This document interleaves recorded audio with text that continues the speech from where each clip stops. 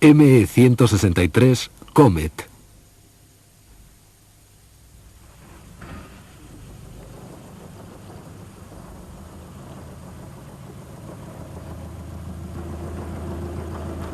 El general George S. Patton dijo una vez que las guerras se luchan con armas pero se ganan con hombres.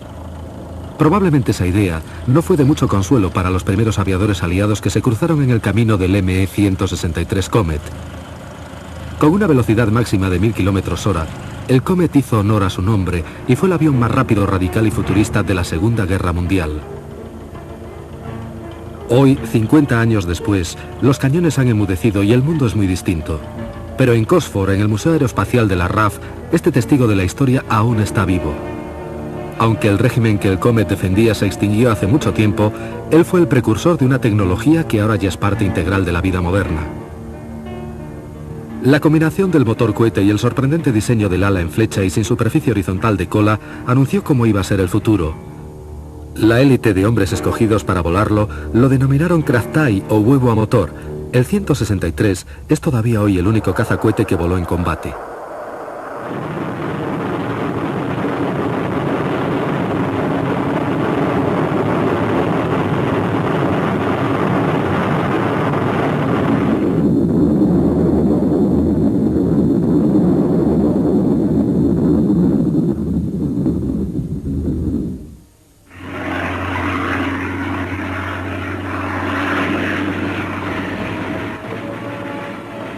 La aviación de combate nació en la Primera Guerra Mundial. Ya al principio de ella, el alto mando enviaba aviones a espiar la actividad enemiga. Poco después, se desarrollaron los cazas para interceptar esos aviones y derribarlos.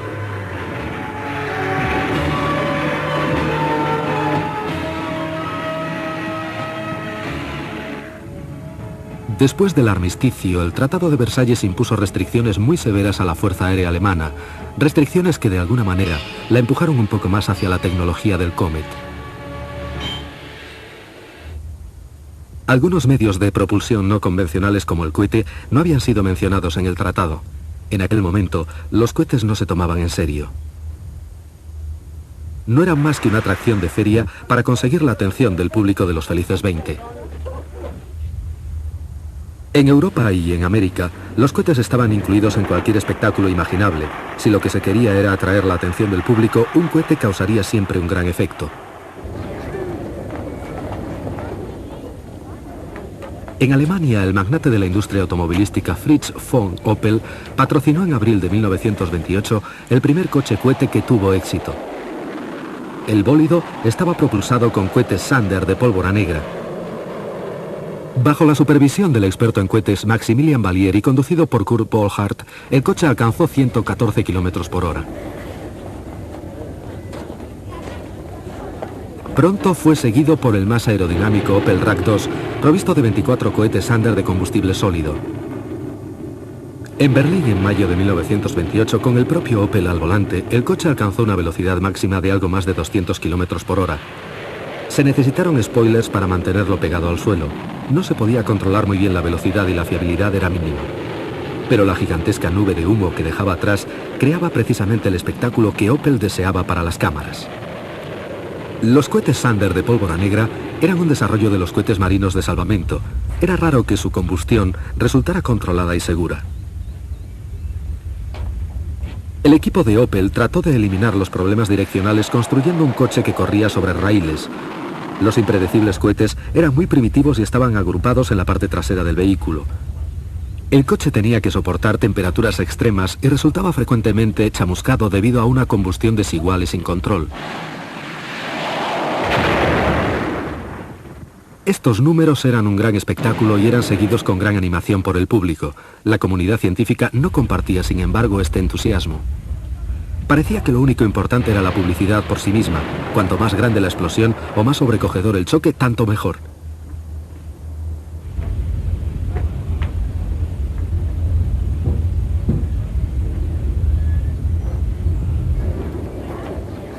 El consejero para asuntos de cohetes de Opel, Maximilian Valier, realizaba experimentos propios. Debido a sus escritos sobre viajes espaciales con cohetes, gozaba de una gran popularidad. Pero muchas de sus hazañas acabaron en desastre. Los cohetes resultaban difíciles de domar. La mala fama perseguía al cohete. La gente solo lo asociaba con un truco publicitario. Los cohetes y su falta de control hicieron que muchos creyeran que cohetería y locura eran la misma cosa.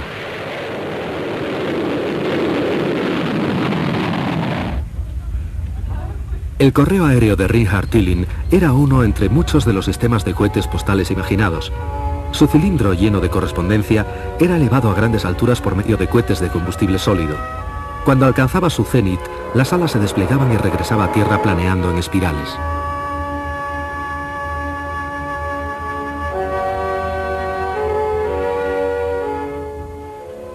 En Alemania, Gerhard Zucker, con cierta ayuda de los nazis que acababan de acceder al poder, exhibía su gran cohete postal lleno de cartas y tarjetas. La chamuscada correspondencia nunca llegó a ninguna parte ni tampoco llegó muy lejos el concepto mismo de cohete postal.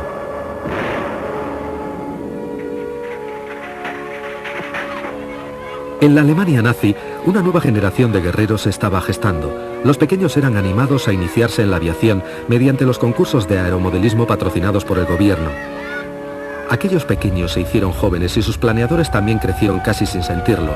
Una nueva generación de aviadores comenzaba su entrenamiento.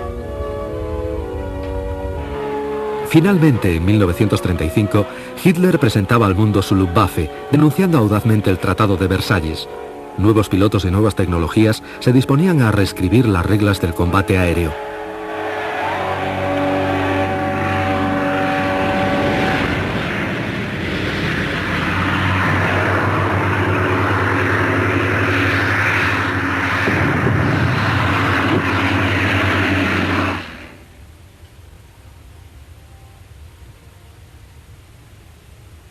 Junto a los pilotos que se graduaron en el vuelo sin motor, se formó una nueva generación de diseñadores. Aquí, en lo alto de las montañas del Rin, estaba la Wasserkuppe, un lugar reservado específicamente para el vuelo a vela. Antes de la Primera Guerra Mundial y mucho antes de la llegada de Hitler al poder, este era el hogar del volovelismo serio de Alemania. En los años 20, este deporte hizo furor en la nación. Veleros de todas clases subían al cielo aquí en la Alemania central. De todos los nuevos diseñadores, Alexander Lippisch era uno de los más innovadores y respetados. Pionero tanto del velero sin cola, de baja resistencia, como del ala volante, suyos fueron algunos de los más impresionantes aviones que surcaron los cielos.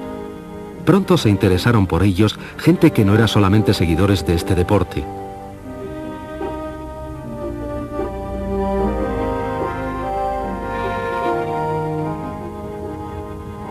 Ya en 1928, la pasión de Fritz von Opel se trasladó del coche-cohete al vuelo propulsado con cohetes. Se encontró con un problema que nunca le presentaron sus coches. Las superficies de cola de los aviones convencionales caían dentro de la zona afectada por los gases de escape del cohete. Este pequeño velero fue diseñado con una cola bien alta. Realmente fue el segundo planeador a cohete de Opel. Meses antes, había estado buscando a un brillante diseñador de veleros del que Opel oyó hablar y que estaba trabajando en aviones sin cola en las altas montañas del Rin. Así que él vino aquí a nuestro refugio en la montaña y nos preguntó que si teníamos un velero sin cola porque quería probar un motor nuevo. Y yo le dije, bueno, tenemos este Canard que tiene un elevador en el morro y nada en la cola. Podríamos utilizarlo para eso. Entonces él volvió en el verano con sus cohetes y los instalamos en el aparato 3 cohetes.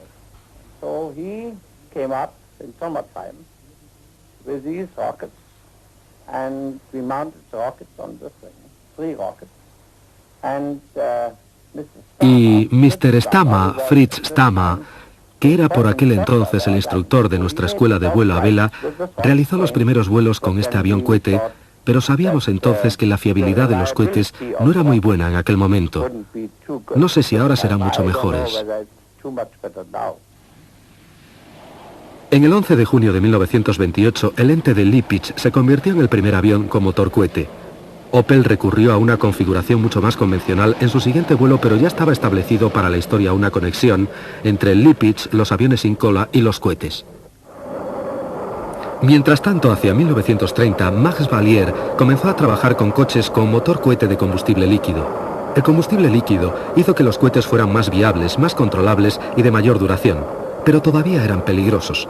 En mayo de 1930, Valier estaba observando cómo funcionaba un motor cohete de combustible líquido cuando explotó, hiriéndole un fragmento en el corazón. Se desangró hasta morir. Los combustibles líquidos tenían muchas ventajas y los sólidos quedaron atrás. La compañía Balta desarrolló un sistema que funcionaba con peróxido de hidrógeno, agua oxigenada. La Luftwaffe se interesó mucho en él para asistir a los bombarderos durante el despegue. Estos cohetes de ayuda al despegue, denominados Rato, se utilizarían durante toda la guerra.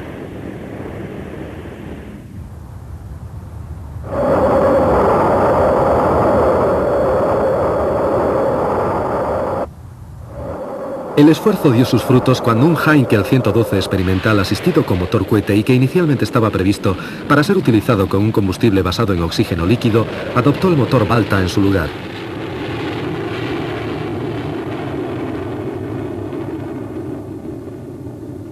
Conforme aumentó la confianza en el motor Balta, muchos opinaron que este motor auxiliar podía propulsar por sí solo a un avión.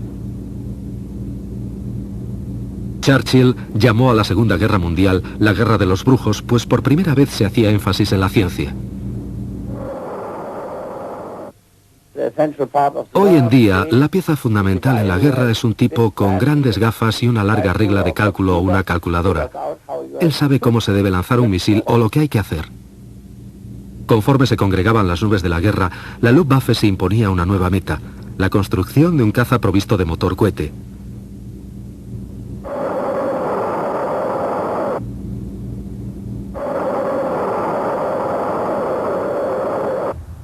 Y para él se escogió el motor de Balta.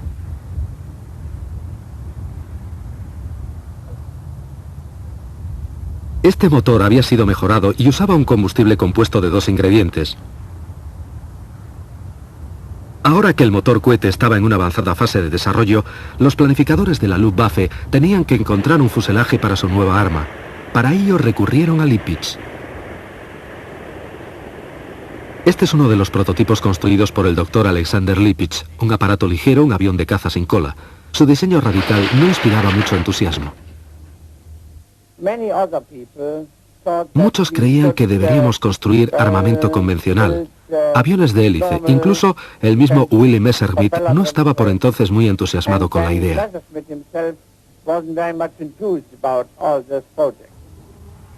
A pesar de todo, Messerschmitt aceptó el proyecto y la Luftwaffe aprobó la construcción del primer cazacohete sin cola.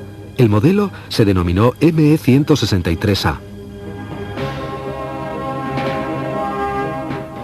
El proyecto, llamado X, fue clasificado como de máximo secreto. Estas pantallas debían ocultar el modelo A de ojos indiscretos. El primer Comet es rodado dentro del hangar donde Lippisch y su equipo han trabajado durante largos meses para preparar el pequeño avión. Pero el vuelo inicial fue retrasado varias veces porque el motor de Balta no estaba todavía listo.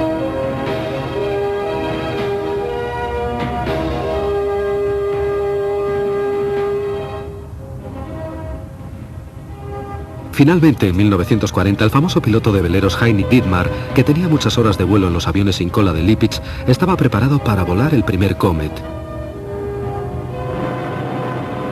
En aquel momento, el problema de los cohetes era su pequeña autonomía.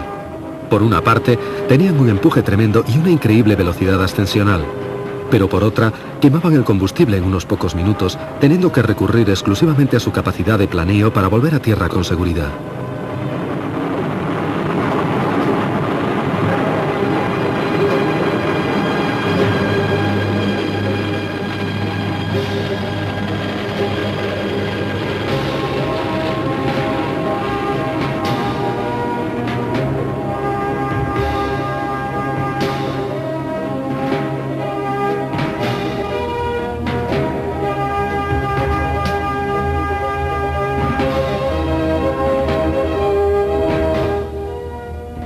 Incluso con el pequeño motor que se le instaló, el primer vuelo del 163 confirmó completamente las teorías aerodinámicas de Lippisch. El ala en flecha encastrada en el fuselaje se comportaba soberbiamente. Al mismo tiempo que progresaban esas pruebas, se desarrollaban motores mayores. Con estos motores, que usaban un combustible más avanzado, el C-Stoff y el T-Stoff, creció la confianza en ellos. Aún así existían temores. Toda la valiosa experiencia de vuelo de este peligroso proyecto se estaba acumulando en un único piloto, Dittmar. Debido al creciente entusiasmo de la Luftwaffe por el ME-163 y a los varios accidentes ocurridos, no es sorprendente que se exigiera buscar un segundo piloto.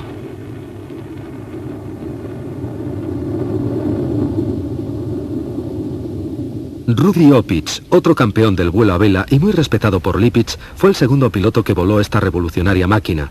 Aquello fue un nuevo mundo para él.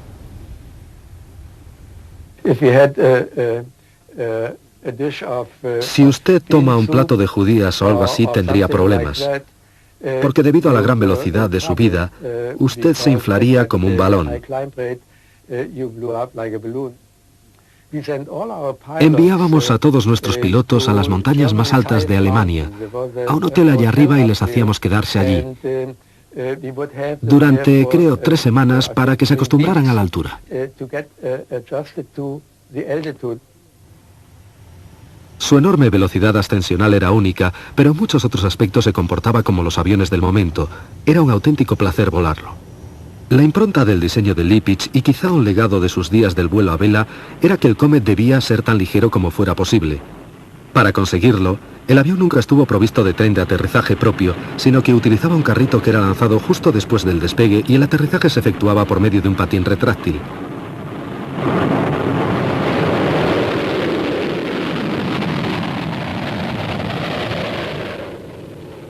La fase del despegue era delicada, porque el carro rebotaba y podía golpear la parte baja del fuselaje con probabilidad de perforar los tanques llenos de un combustible extremadamente volátil.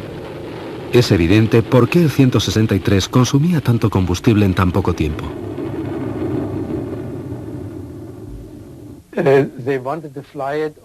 Se decidió volarlo en vuelo de calibración. Se había establecido una ruta a lo largo del mar Báltico para observar a qué velocidad podía volar horizontalmente, porque hasta el momento los 3 primeros vuelos solo habían sido de subida. Durante la prueba de velocidad, el Comet fue remolcado hasta la altura adecuada, reservando el combustible para después de la suelta. Dietmar va en el 163, Opitz en el remolcador. Este particular modelo estaba provisto con un motor de 750 kilos de empuje, cerca del doble de los usados hasta el momento.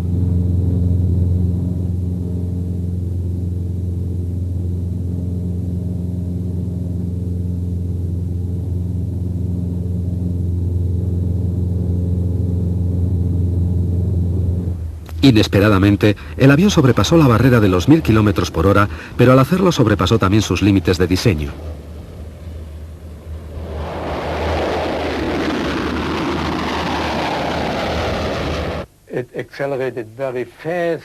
Aceleró muy rápidamente hasta su número crítico de Mach. Entonces se perdió el control, pero afortunadamente para Dietmar, las Gs negativas cortaron el suministro de combustible. Este afortunado incidente le hizo recuperar a Dietmar el control. El 163 se convirtió en el avión más rápido hasta aquel momento. Pero el velo del secreto no permitió que se conociera el logro de Dietmar. La suerte de Dietmar estaba echada. Estaba destinado a ser la primera víctima del Comet. El asiento estaba acoplado directamente sobre la estructura, la muy rígida estructura del avión que soportaba al patín. Y no había amortiguación. No existía nada más que la hebilla. Uno se sentaba sin ninguna almohadilla en aquel asiento, y cuando el avión se posaba era como un mazazo. Te quedabas sentado con unos dolores terribles, casi no te podías mover. El patín de aterrizaje de Dietmar no se desplegó y el impacto le rompió la columna vertebral. Parapléjico, Dietmar debió abandonar el programa. En octubre de 1941 se tomó la decisión de convertir al experimental M-163 en un caza operativo. Hacía 2 años que Alemania estaba en guerra y necesitaba urgentemente defenderse de las escuadrillas nocturnas de bombarderos aliados que asolaban su territorio. Todavía faltaba algún tiempo para que Alemania empezara a sufrir los bombardeos masivos diurnos, pero el tributo que su industria tenía que pagar ya era demasiado alto. Las fábricas pequeñas podían ser ocultadas o incluso trasladadas, pero los grandes complejos industriales como altos hornos, industrias químicas, factorías de aviación y fábricas de cojinetes, vitales para el esfuerzo bélico del Reich, eran muy identificables y totalmente vulnerables. Se confeccionaron planes para estacionar al Comet alrededor de los objetivos de alto riesgo, preparados para defender vigorosamente la planta o factoría bajo su custodia contra las flotillas de bombarderos enemigos. A A mediados de 1943, los terribles raids diurnos americanos de hasta 1000 bombarderos con 700 cazas de escolta castigaban diariamente la industria alemana. No se podía perder más tiempo, había que poner al Comet en acción.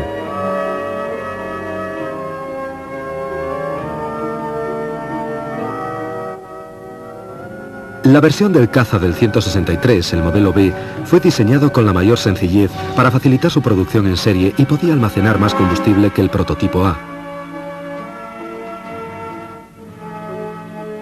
Un ejemplar del ME-163 fue volado al final de la guerra por el piloto de la Royal Navy británica, el capitán Eric Brown. Nos lo encontramos junto al Comet en el Museo Imperial de la Guerra de Duxford, Inglaterra. Meterse otra vez dentro de la cabina de este extraordinario avión, después de tantos años, trae a la memoria muchas vivencias. Recuerdo muy bien mi primera impresión cuando lo vi. Me quedé sorprendido de lo pequeño que era y sin embargo se veía tan elegante y al mismo tiempo tan mortífero.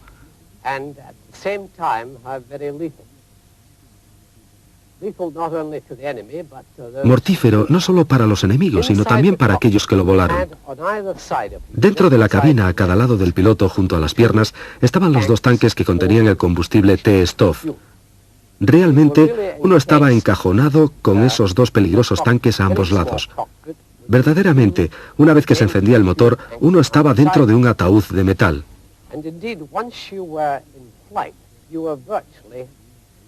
Cuando se bajaba el patín y aparecía la indicación de que estaba desplegado, entonces había que retornar la palanca a la posición neutra.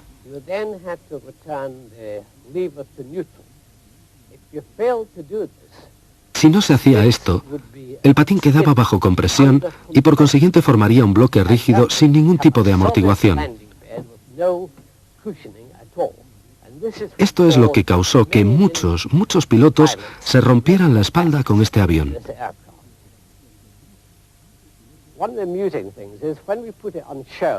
Una cosa divertida ocurrió cuando lo exhibimos al final de la guerra. Mucha gente que venía dijo: «Caramba, qué hélice tan diminuta que tiene este avión». Realmente, solo es un pequeño molinete que mueve un generador dentro del morro del avión para suministrar energía eléctrica. Cuando se despegaba, se liberaba el carro a unos 5 metros del suelo y esta altura era muy crítica porque si no era la correcta, si se soltaba demasiado alto, podía rebotar y engancharse con la punta del patín.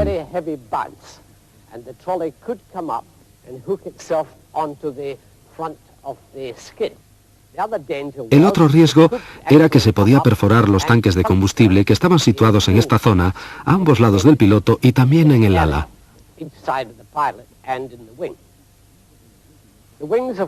Las alas, naturalmente, son en flecha negativa, como puede verse. Esto era una característica nueva para nosotros en aquella época. La flecha no es muy aguda, 23 grados, pero desde luego fue la llave que abrió el camino del vuelo supersónico. Tiene una ranura fija en el ala que debía, por supuesto, mejorar la pérdida y las maniobras a baja velocidad.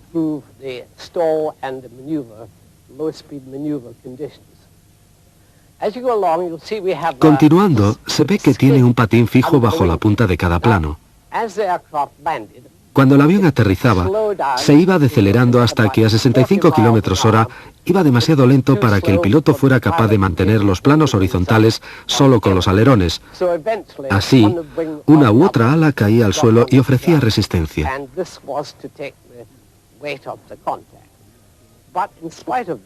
Pero a pesar de todo, el avión nunca derivaba a los lados. Corría en línea recta, incluso con un plano en tierra. No tiene cola, más que el empenaje vertical, estabilizador y timón. Tampoco tiene timones de profundidad o estabilizador vertical como tal. Lo que tienen son elevones. En otras palabras, los timones de profundidad y los alerones se funden en una pieza y actúan de forma diferencial. Los cazas aliados tenían una velocidad de subida de 15 a 18 metros por segundo. Esta máquina, cuando subía, lo hacía a una velocidad de 70 metros por segundo. Así que estamos hablando de un salto cuántico sorprendente en materia de performance de subida.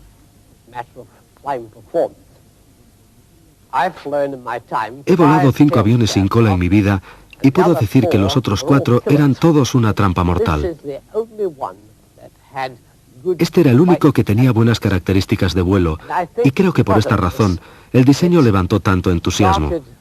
Pero nadie lo consiguió tan bien como Alexander Lipitz con su 163.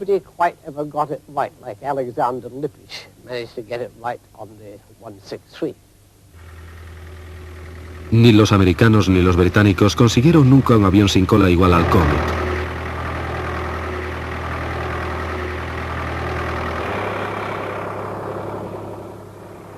Los primeros 163 de combate estuvieron listos para sus vuelos de prueba hacia febrero de 1944 y para finales de ese año casi 230 se habían entregado. Pero ponerlos en acción era otra cosa porque todas sus particularidades y su operación eran nuevas para el personal de mantenimiento y para los pilotos. Fue una tarea abrumadora.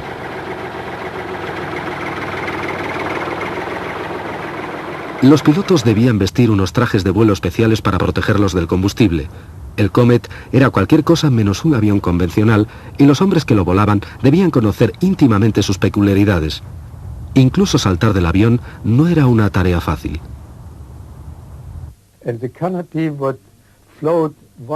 La cúpula estaba solo 3 centímetros por encima del fuselaje, volaba dentro de la capa límite durante todas las maniobras y al entrar se cerraba y no se podía librar uno de ella.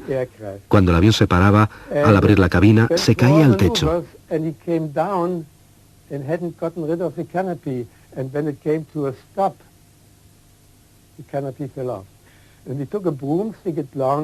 Llevábamos con nosotros un palo de escoba para empujar la parte delantera de la cúpula y hacer que se saliera de la corriente y se desprendiera para poder saltar. Aunque todavía no era operativo, la Luftwaffe ya tenía planes muy precisos para aquel pequeño y rápido avión. Su papel de proteger las instalaciones vitales, que pronto serían el objetivo de los aliados, era crucial.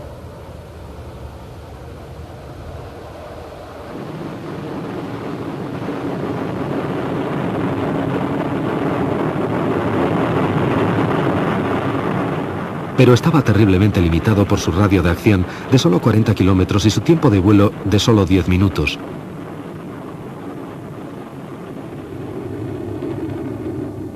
Una tercera parte de su combustible se consumía solamente en el despegue. El resto era quemado mientras el avión subía a 75 metros por segundo. Cuando alcanzaba su altitud operacional, solo le quedaban menos de 2 minutos y medio para interceptar a los aviones enemigos. Era un contratiempo. Sin embargo, la gran velocidad de estos aviones significaba que a los 5 minutos de la alerta, los 163 estaban abalanzando contra las formaciones de bombarderos enemigos. Después de unas pocas y rápidas pasadas, acababa el ataque. Sin combustible, el Comet debía volver planeando a la base. Este descenso sin motor era un momento de gran vulnerabilidad, sin una segunda oportunidad de aterrizar y sin potencia para eludir a los cazas enemigos. Los pilotos veteranos picaban rápidamente para evitar los cazas al acecho, pero los novatos bajaban en una larga y lenta aproximación. Esa era la única ocasión de los aviones aliados para alcanzar al Comet.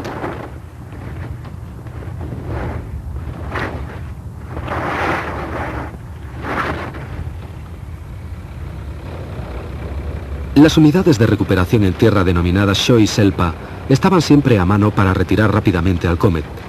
Sin ellas, el avión, incapaz de moverse, era un blanco perfecto para los amenazadores cazas aliados. Los brazos del Shō y Selpa colocaban al Comet sobre unos pequeños raíles y lo llevaba a un lugar seguro.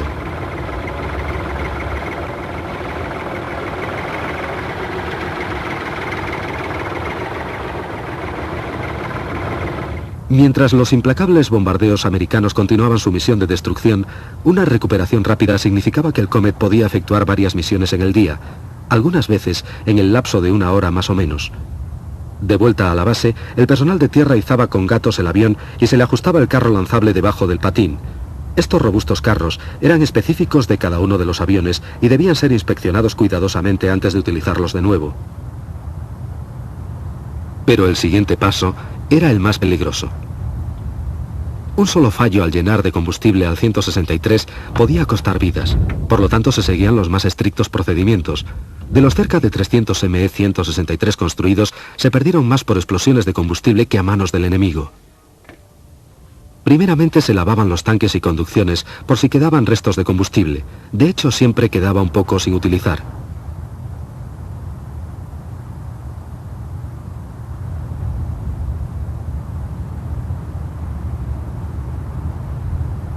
El proceso de lavado era absolutamente vital porque ahora el Comet tenía un motor avanzado que usaba dos tipos de combustible, C-Stoff y T-Stoff.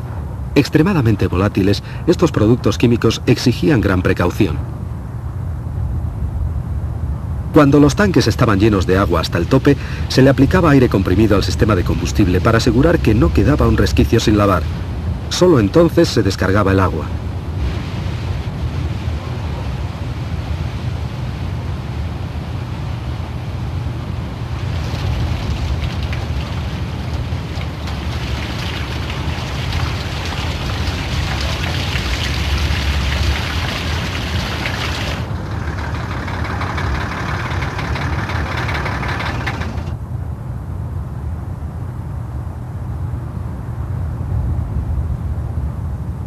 El siguiente paso requería más precauciones.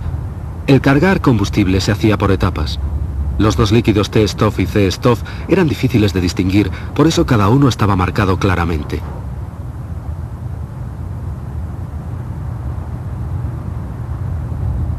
Primero el C-Stoff, una mezcla de hidrato de hidracina y metanol, era cuidadosamente bombeada en su tanque individual.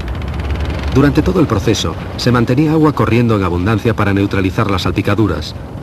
Los líquidos eran tan volátiles que algunos Comet estallaban sin más en la pista.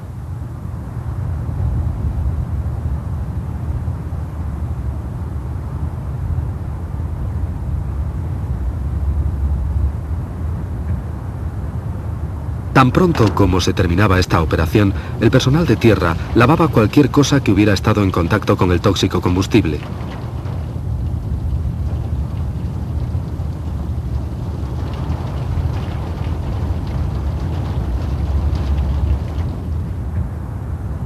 Solo cuando el camión cisterna de C-Stoff estaba lejos del avión, se acercaba el camión del T-Stoff. El T-Stoff era básicamente peróxido de hidrógeno y como precaución era manejado por personal enteramente diferente.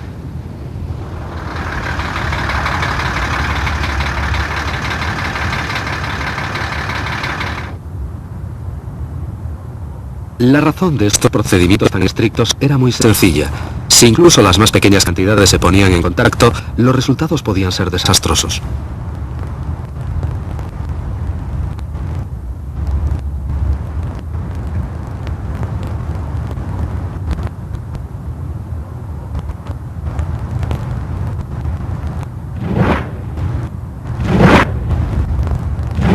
Yo diría que el manejo del combustible no era tan difícil. ¿Era muy activo este combustible, suponiendo que cayera en la mano? Sí, bueno, entonces se quemaría. Si usted me tira el dedo en él, solo sacaría el hueso afuera. ¿Tanto? Ah, sí, era como un ácido concentrado. El combustible era tan corrosivo que los pilotos tenían que usar un traje de vuelo especial impregnado con neopreno e incluso con él la protección era limitada. El que resultaba realmente peligroso era el T-Stoff. Si entraba en contacto con material orgánico comenzaba a arder, como Opitch pronto pudo comprobar. Su 163 cayó una zanja al aterrizar y el combustible remanente se introdujo en la cabina. Algo de él penetró sus guantes e hizo contacto con sus manos. Su piel comenzó a arder.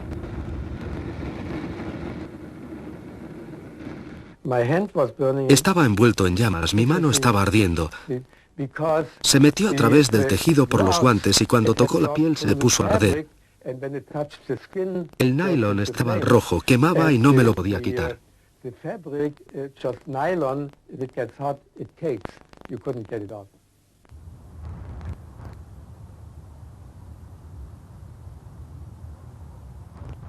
En consecuencia, el T-Stoff, que era básicamente peróxido de hidrógeno, era tratado con gran precaución.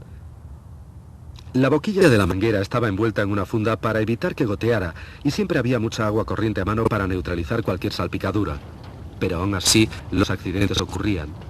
Las alas estaban en constante peligro debido a las pérdidas de T-Stoff, pues eran de madera. Muchos aviones de la Luftwaffe tenían partes importantes de madera, ya que los metales escaseaban. Si el concentrado peróxido de hidrógeno entraba en contacto con ella, la reacción sería desastrosa. Debido a que los dos propulsantes parecían iguales, un error común consistía en verter uno en un recipiente que contuviera una pequeña cantidad del otro. A continuación, seguía el desastre. La naturaleza volátil de estos líquidos debía haber sido una obsesión para aquellos que trabajaron con el Comet.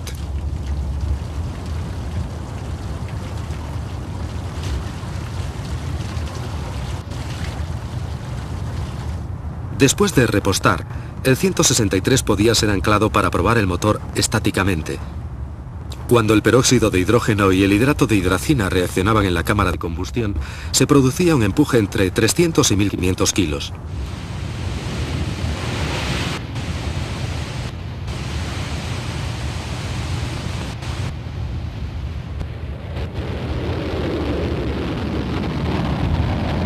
A plena potencia, los tanques solo tenían combustible suficiente para 4 minutos y 11 segundos.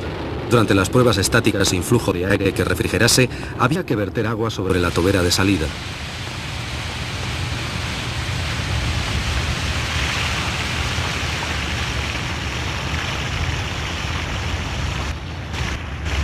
El acceso al motor Balta HWKR2-211 era sencillo, ya que la sección entera de cola del fuselaje podía ser retirada. La cámara de combustión se encontraba al final de un conducto de 1,5 metros que llegaba hacia atrás hasta las turbobombas del combustible. Al pequeño motor se le refrigeraba ingeniosamente por medio de C-Stoff que circulaba entre la camisa interior y la pared exterior de la cámara de combustión. Esto era muy importante, pues de otra manera, los gases calientes del interior podían arder por la pared del motor. Esta extraña y rudimentaria pieza de fontanería de cohete podía empujar al aerodinámico modelo de Lippisch a velocidades y regímenes de ascenso desconocidos.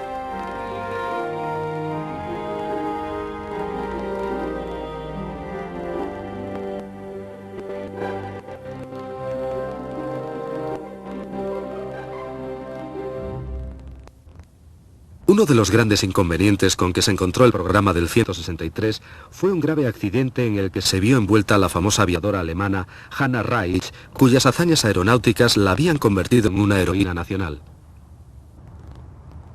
En octubre de 1942 utilizó su prestigio para volar el 163, pero el carro no se separó del avión tras el despegue y ella resultó herida cuando se vio forzada a efectuar un aterrizaje de emergencia en un campo cercano. El proyecto pudo haberse cancelado entonces.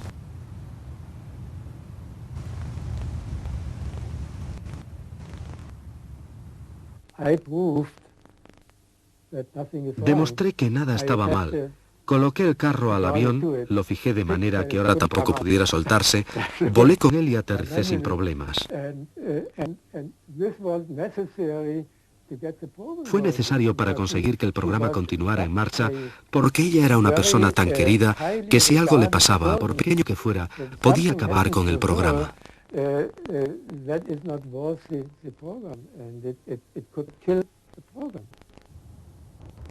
El programa del Comet sobrevivió al accidente de Hannah, pero a pesar de los continuos éxitos de Lippisch, su relación con Messerschmitt se deterioró y él se dedicó pronto a otros proyectos.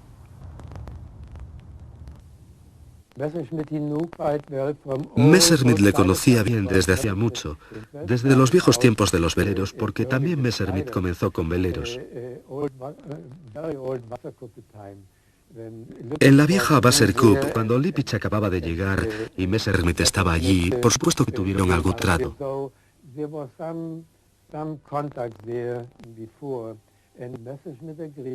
Y Messerschmitt estuvo de acuerdo en que él hiciera esto, pero claro, no creo que entre ellos se pudiera mantener una relación que durase mucho.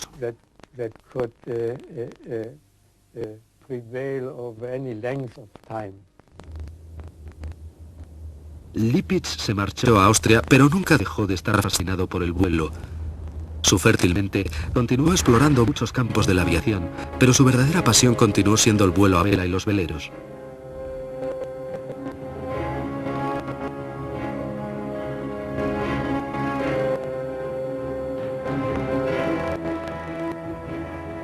Hacia mediados de 1944, los bombardeos americanos estaban destrozando el corazón de la industria alemana.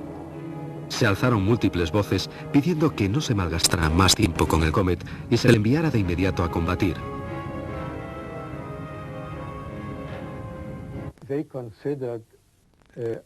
Se consideraba que nuestros vuelos de entrenamiento eran una pérdida de tiempo, porque mientras los aviones aliados venían y bombardeaban el país hasta reducirlo a cenizas.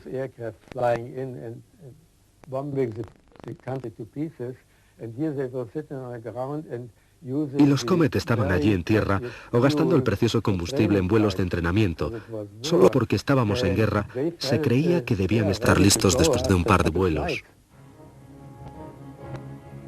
Conforme aumentaban los bombardeos, las instalaciones vitales para la supervivencia de Alemania resistían hasta el límite. Sin ellas el Reich estaría vencido. El día para el debut del Comet había por fin llegado.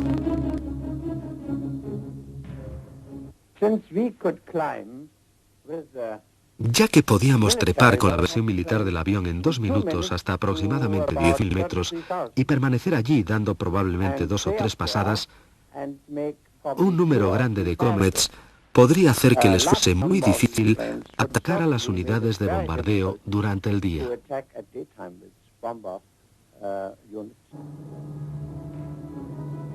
Con sus cerradas formaciones, los cuatrimotores americanos de bombardeo hubieran sido una presa fácil.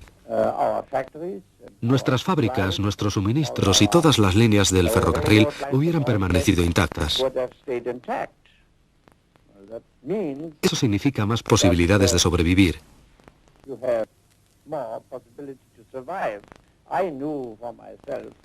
En lo que a mí concierne, yo ya sabía, estaba ya seguro en el 41, que la guerra estaba básicamente perdida. ¿Usted cree que hubiera estado perdida incluso con esos aviones? Sí, yo creo que solo hubiéramos podido sobrevivir. Debido a que el tributo cotidiano que los bombardeos aliados se cobraban llegaba a ser fatal, la Luftwaffe seleccionó para ser protegidos por escuadrones del 163 a los grandes blancos potenciales, difíciles de trasladar, tales como acerías y refinerías de petróleo. Hacia julio de 1944, los Comet estaban totalmente operacionales. Situados cerca de las instalaciones asignadas, los 163 estaban en constante alerta, algunas veces con los pilotos dentro de las cabinas esperando la llamada al combate. Hacia el final de 1944, más de 230 Comet habían sido construidos y muchos de ellos estaban ya en servicio activo.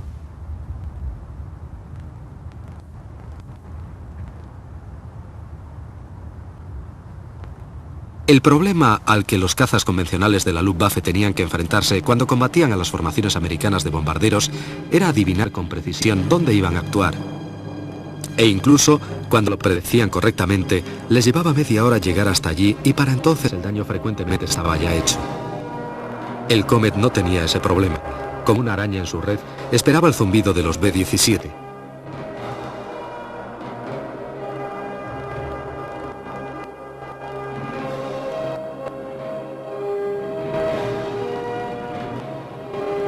Una vez se les daba la luz verde, todo ocurría muy rápidamente. En 3 minutos podían trepar a más de 10.000 metros, con algunos minutos de combustible remanente para usarlo atacando a los bombarderos.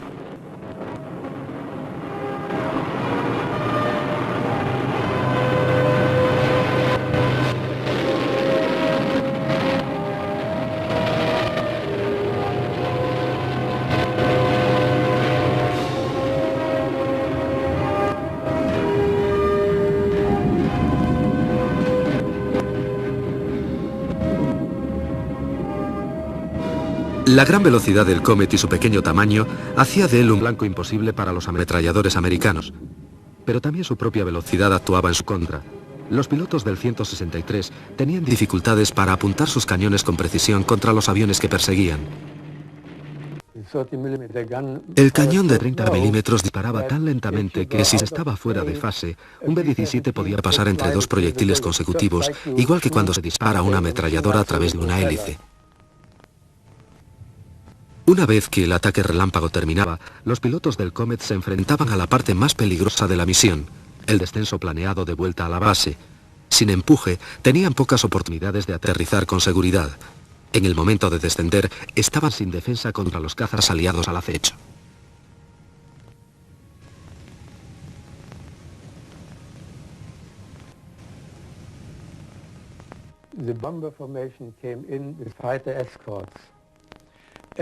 La formación de bombardeo venía con cazas de escolta y ya no había lugar seguro.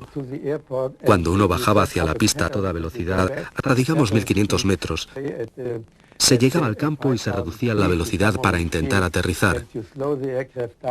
Se era una presa fácil para los pilotos de caza que rondaban por el aeropuerto esperando nuestra vuelta.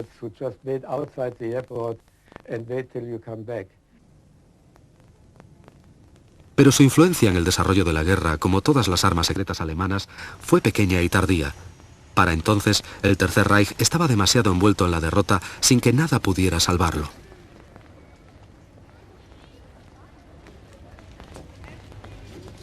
El Comet nunca estuvo en situación de alterar el curso de la guerra, pero por otra parte, el brillante diseño de Lippisch tuvo un efecto tremendo en el transcurso de la historia de la aviación y en la misma vida moderna. Los aviones de la serie X del período de la posguerra, un eslabón vital en la conquista del espacio por el hombre, descansaban totalmente en la potencia del motor cohete. Y como el Comet, también volvían a tierra planeando después de agotar el combustible. El avión de línea supersónico, el Concorde, puede rastrear su linaje directamente hasta los trabajos de Lippisch en las alas Delta. Él ha sido reconocido como el padre del ala Delta. Un parecido incluso mayor con el 163 es el de la lanzadera espacial. Este aparato sin plano horizontal de cola y ala delta utiliza unos cohetes transportadores de fenomenal potencia para salir de la atmósfera antes de volver planeando a la Tierra.